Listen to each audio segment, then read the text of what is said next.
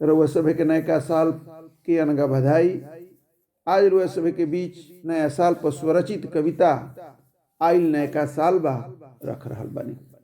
सगरो भइल कमाल बा आइल नयका साल बा, सगरो भइल कमाल बा आइल नयका साल बा। धूम धड़ाका छूटे पटाखा, धूम धड़ाका छूटे पटाखा, सभे रंग रंग के बोलेला भाखा।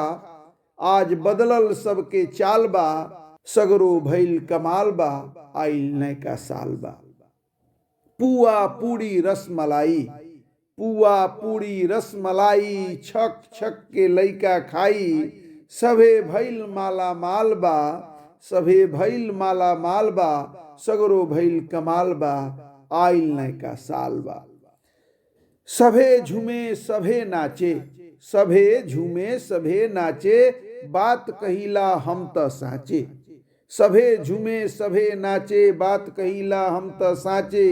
ढोल हारमोनिया बैंजू बाजे, बाजत ढोलक झाल बा। ढोल हारमोनिया बैंजू बाजे, बाजे ढोलक झाल बा। सगरो भइल कमाल बा आइल नयका साल बा। जाड़ा पाला लागे न भाई, जाड़ा पाला लागे न भाई, सबे कूद फान के पिकनिक मनाई।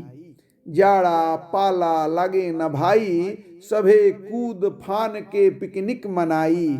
शेखर हियरा भइल निहाल बा, शेखर हियरा भइल निहाल बा आइल नयका साल बा। सगरो भइल कमाल बा।